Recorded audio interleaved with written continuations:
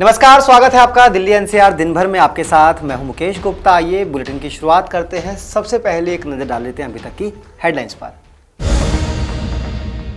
दिल्ली के ऊर्जा मंत्री सत्येंद्र जैन का बड़ा ऐलान, 27 जून तक राजधानी में लगेंगे 100 ई चार्जिंग स्टेशन, 2 रुपये प्रति यूनिट से चार्ज होगी गाड़ी। दिल्ली पुलिस के दरोगा समेत 4 पुलिसकर्मी यूपी में वकील से रिश्वत लेते गिरफ्तार, भ्रष्टाचार निवारण अधिनियम के तहत मुकदमा दर्ज। और कश्मीर गेट इलाके में बड़ा हादसा, 3 मंजिला इमारत भरभराकर गिरी, 27 लोगों को मलबे से निकालकर पहुंचाया गया अस्पताल। राजधानी में बदमाशों के हौसले बरकरार, गांधीनगर में घर में घुसकर बदमाशों ने 40 साल की महिला को मारी गोली।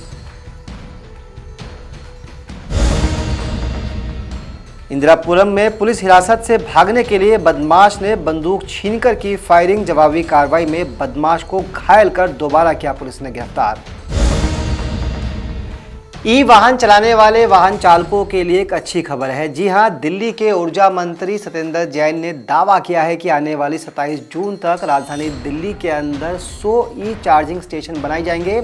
यहां पर करीब 500 पॉइंट होंगे और लोगों को अपने वाहन को चार्ज करने के लिए प्रति यूनिट महज 2 रुपये खर्च करने पड़ेंगे। इलेक्ट्रिक व्हीकल पॉलिसी जो कि 1 साल पहले बनाई थी, उसके अंदर कहा गया था कि दिल्ली के अंदर हर 3 किलोमीटर के अंदर charging station, public charging station बनाए जाएंगे। तो हमने एक टेंडर किया जिसमें 100 पब्लिक चार्जिंग स्टेशंस का निर्णय लिया गया था और 500 चार्जिंग पॉइंट्स लगाने के लिए फैसला किया गया था। इसमें टेंडर्स आ चुके हैं हमारे और 100 प्राइम लोकेशंस के ऊपर पब्लिक चार्जिंग स्टेशंस अब बनाए जा रहे हैं, जिसमें से 71 चार्जिंग स्टेशन मेट्रो स्टेशंस पर हैं और बाकी मेन प्राइम लोकेशंस पर हैं। तो जो बिडिंग प्रोसेस हमने रखा था ये पीपीपी मोड पर था। इसके 2 पार्ट थे। लैंड हमने दी है, दिल्ली सरकार ने अपने एजेंसी के साथ मिलकर दी है, प्लस जो हाई साइड मतलब जो केबलिंग्स हैं या हाई साइड जो ट्रांसमिशन इंफ्रास्ट्रक्चर था वो सरकार की तरफ से दिया गया है। और स्मार्ट चार्जिंग स्टेशन लगाने का काम था वो प्राइवेट बिडर का है। वो स्मार्ट चार्जिंग स्टेशन लगाएंगे, उसमें इक्विपमेंट उसका होगा, मैन पावर उसका, सर्विस डिलीवरी उनकी होगी। ये सारा काम उन्होंने करना है। और जो बिडिंग की गई थी इस बात पर कि कौन सा जो बिडर है कम से कम लोएस्ट सर्विस चार्जेस लेगा। बड़ी खुशी की बात है कि 12 बिडर्स ने इसमें पार्टिसिपेट किया और 3.5 रुपये माइनस में बिडिंग आई है। मतलब सर्विस चार्जेज पॉजिटिव में नहीं जाके नेगेटिव में है। और मैं सम अप करके बता दूं कि 22 किलोवाट तक के चार्जिंग स्टेशन जो हमारे हैं उसका जो पर यूनिट चार्ज है वो सिर्फ 2 रुपये होगा। नॉर्मली अभी ये 10 रुपये, 12 रुपये, 15 रुपये अलग अलग शहरों में लिए जाते हैं, कहीं पर भी 10 रुपये से ज़्यादा कम रेट नहीं है। दिल्ली में पहली बारी 2 रुपये में यूनिट के अंदर आपकी चार्जिंग की जाएगी। बाकी जगह पर बहुत हाई रेट्स हैं।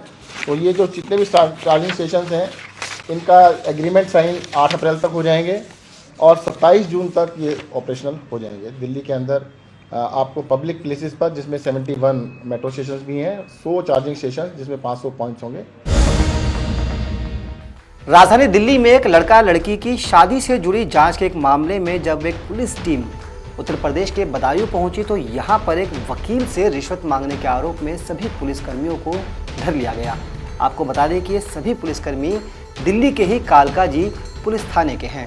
आपको दिखाते हैं पूरा मामला क्या है और पुलिसकर्मियों को रिश्वत लेते हुए आखिरकार क्यों गिरफ्तार किया गया।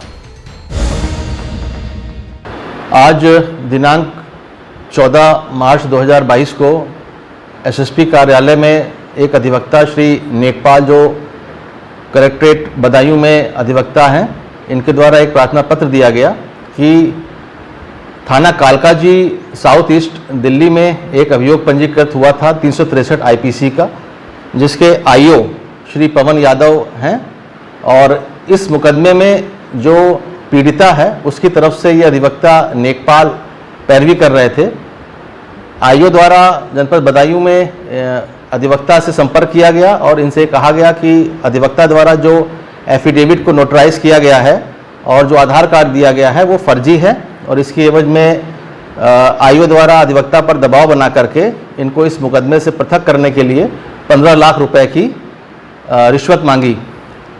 और इस संबंध में अधिवक्ता द्वारा एसएसपी सर के समक्ष उपस्थित होकर के प्रार्थना पत्र दिया गया। एसएसपी महोदय द्वारा इसमें क्षेत्राधिकारी नगर और एसडीएम सदर की एक टीम बना करके सादे में इनको भेजा गया, जिसमें ये नियत स्थान पर जो उप निरीक्षक श्री पवन यादव और इनके साथ कांस्टेबल कुलदीप, एक महिला आरक्षी और एक ड्राइवर, इन्होंने लाबेला चौक पर बुलाया और बुलाने के उपरांत इनसे पैसे की डिमांड की, जिस पर अधिवक्ता द्वारा उनको लगभग 1,60,000 रुपया दिया गया, जिसको कि आरोपी उप निरीक्षक द्वारा अपने बैग में रखा गया। उसी वक्त टीम द्वारा एक बारगी छापा मार के इनको पकड़ा गया और जो अधिवक्ता द्वारा नोट के नंबर, करेंसी नोट के नंबर लिखाए गए थे प्रार्थना पत्र में, उनको मिलान किया गया, वो सही पाया गया और आरोपी की गिरफ्तारी कर ली गई है उप निरीक्षक की, और इनके पास से 1,60,000 रुपये बरामद हो गए हैं। इस संबंध में थाना सिविल लाइंस में समुचित धाराओं में अभियोग पंजीकृत किया जा रहा है और इस संबंध में एक आख्या दिल्ली पुलिस को भी भेजी जा रही है, इस पर पृथक से दिल्ली पुलिस द्वारा कार्रवाई की जाएगी। दिल्ली के कश्मीरी गेट इलाके में एक 3 मंजिला इमारत भर कर अचानक गिर पड़ी। गनीमत ये रही कि स्थानीय लोगों की मदद से इमारत में दबे लोगों को समय रहते बाहर निकाल लिया गया। आपको बता दें कि इस मामले पर अब आम आदमी पार्टी और दिल्ली बीजेपी के बीच राजनीतिक जंग भी हो गई है। उत्तरी दिल्ली के कश्मीरी गेट इलाके में सोमवार शाम एक 3 मंजिला निर्माणाधीन इमारत भरभराकर जमींदोज हो गई। अचानक गिरी बिल्डिंग के बाद मौके पर अफरा तफरी मच गई। पुलिस और दमकल विभाग को सूचना देने के बाद स्थानीय लोग मदद को भागे। बचाव दल मौके पर पहुंचने से पहले ही स्थानीय लोगों ने समय रहते कुछ लोगों को मलबे से निकाल लिया। राहत कार्य में लगी टीम ने 27 लोगों को मलबे से निकाला और अस्पताल पहुंचाया। प्राथमिक जांच के बाद 3 लोग घायल मिले, जबकि बाकी सभी सुरक्षित हैं। घायलों का उपचार किया जा रहा है। फिलहाल पुलिस इस मामले में लीगल एक्शन ले रही है। पुलिस के मुताबिक मौके पर अभी भारी मात्रा में मलबा पड़ा हुआ है। पुलिस का कहना है कि अभी तक इस हादसे में कोई हताहत नहीं हुआ है। मलबा हटाने के बाद ही पूरी स्थिति का पता चल पाएगा। फिलहाल मौके से मलबा हटाया जा रहा है। बता दें कि जिस इलाके में हादसा हुआ वहां ऑटो पार्ट्स की मार्केट और गोदाम है और लोगों की भीड़ भी रहती है। महज 8 फुट चौड़ी गली में इस इमारत में बेसमेंट व भूतल समेत 3 मंजिलें थी। एक मंजिल का लिंटर एक दिन पहले ही डला था। फिलहाल पुलिस इस बात का पता लगाने का प्रयास कर रही है कि बिल्डिंग का निर्माण कौन करवा रहा था, क्या इसे बनाने के लिए कोई मंजूरी दी गई थी या नहीं। दिल्ली से नवोदय टाइम्स के लिए शहजादा हाशमी की रिपोर्ट।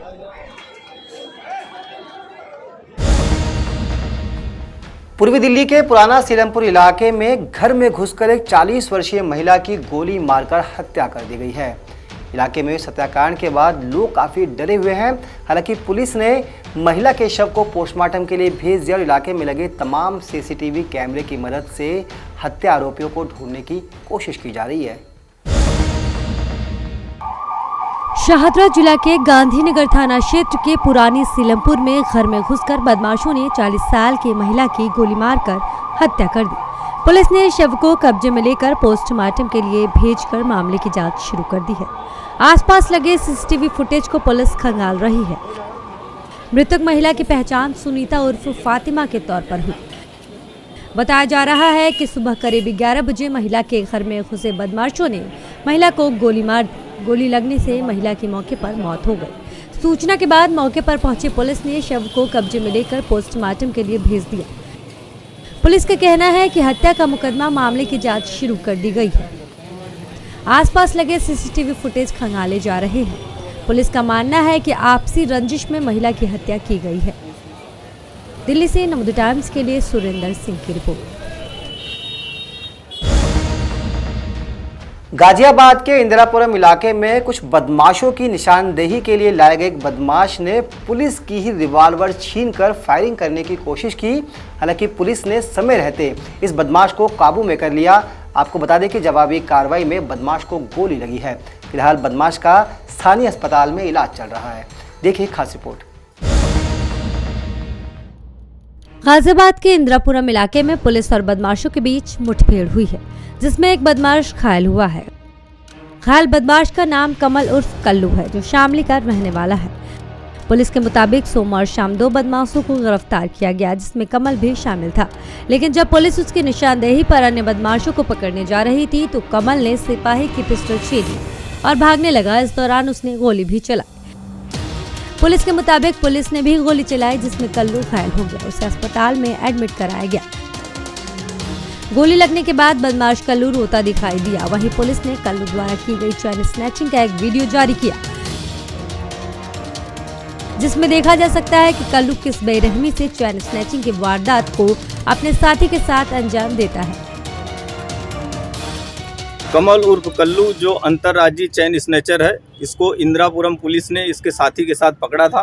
पूछताछ में इसने अपने एक और साथी का नाम बताया था, जिसको पकड़ने के लिए पुलिस टीम के साथ जा रहा था।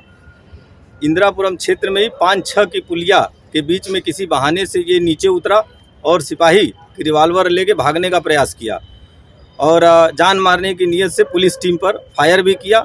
जवाबी फायरिंग में पुलिस टीम ने उस पर फायर किया, जिसमें उसके पैर में गोली लगी है।